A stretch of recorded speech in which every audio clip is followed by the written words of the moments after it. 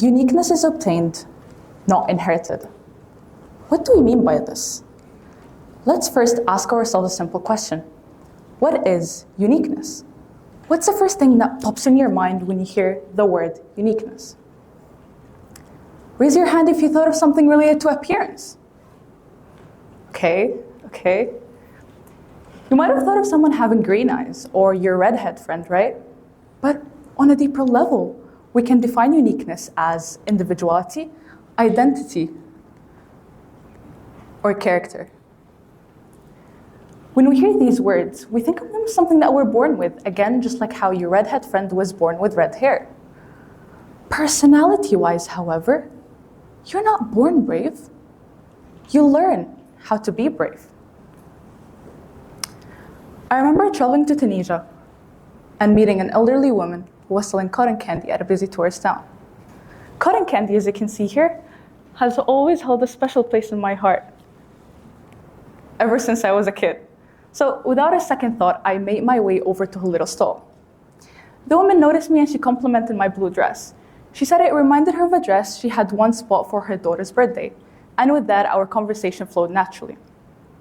After a little chat, she recommended that I try her cinnamon-flavored cotton candy, reminding me of the very reason I had stopped by in the first place.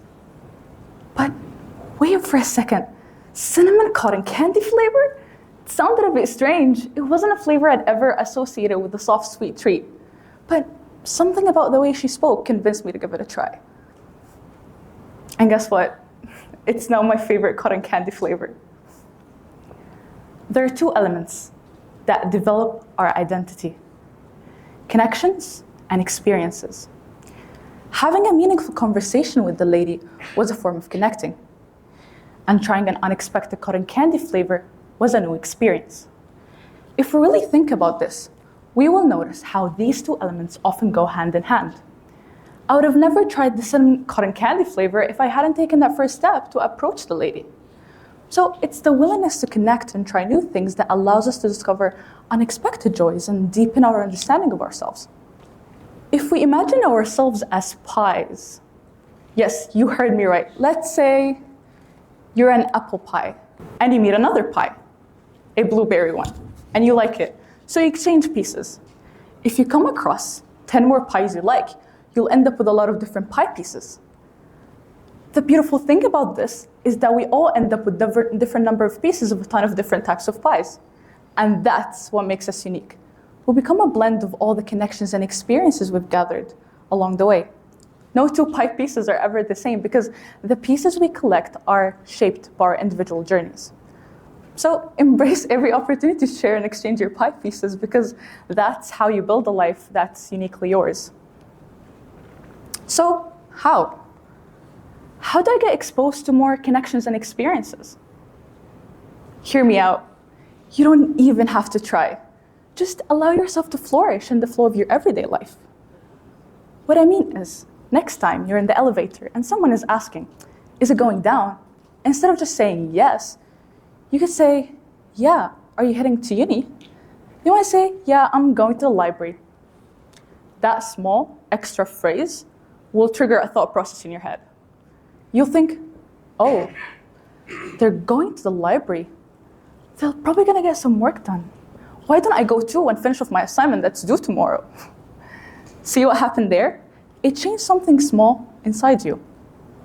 It's these small shifts in our thinking, sparked by simple connections that start to accumulate and gradually shape who we are. We often underestimate the impact of these everyday interactions, but they're actually the quiet forces that mold our thoughts and actions. They slowly start to accumulate and shape our thoughts, our decisions, and ultimately our character. So it's not just the big life-changing events that define us. It's also the seemingly minor moments that contribute to the bigger picture of who we become. If you accumulate all the small connections and experiences you've encountered, you'll find yourself a completely different person. As we know now, these are the two powers that shape our personality. The people we meet and the situations we face every day shape our character. And that's why it's really important to be mindful of what we choose to surround ourselves with. Because uniqueness is just like a clay pot that you can design and reshape over time. So again, we notice how both connections and experiences, they're interconnected. You wouldn't have thought of heading to the library if you didn't initiate this small talk. It's like you can't get one without the other. If you trigger a new connection, you'll end up with a new experience. So it's like a package, a 2-in-1 shampoo. It killed 2 birds with 1 stone, except we don't actually kill any birds. Speaking of birds, let's consider the peacock. When we first see a peacock with its large, colorful feathers, we might assume it's great at flying. But the truth is, peacocks struggle with flight, and they tend to have to practice and to even manage short distances. This shows how appearances can be misleading sometimes. So the research published by the Association for Psychological Science, APS, indicates that people form first impressions in as little as 0.1 seconds. And these impressions, they often relate to traits including trustworthiness, competence, and aggressiveness. However, these snap judgments are often inaccurate because they're based on limited information and superficial characteristics. So you might want to go back and ask your friend what was their first impression when they first met you. I don't want to spoil it for you, but they'll probably say you looked mean, and I don't know how we became friends. Just how we might wrongly assume that a peacock can fly well based on its appearance, we often make assumptions about people based on how they look. But true uniqueness isn't about how we appear on the outside. It's something that we learn and grow into. Because we inherit views from people to support our ideas and acquire skills from experiences to build our personality. Your identity is not limited to where you come from, as it comprises all the valuable experiences you've encountered and connections you've made along the way. So, going back to our first statement, you're not born brave. You learn how to be brave. How do I learn to be brave? You'll only be brave if you sign up for an adventure trip with a group and face your fears together, right? You'll only improve your creativity if you collaborate on a creative project with someone who thinks differently. You'll only discover your favorite pie flavor if you ask locals for their favorite baker recommendations and trying their top picks. So, someone might tell you the most commonly used phrase, just step out of your comfort zone. Sure, but why? What is that going to lead to? You're often told that stepping out of your comfort zone will help you learn more and become more confident. But the truth is, these are actually the outcomes of the experiences and connections you make along the way.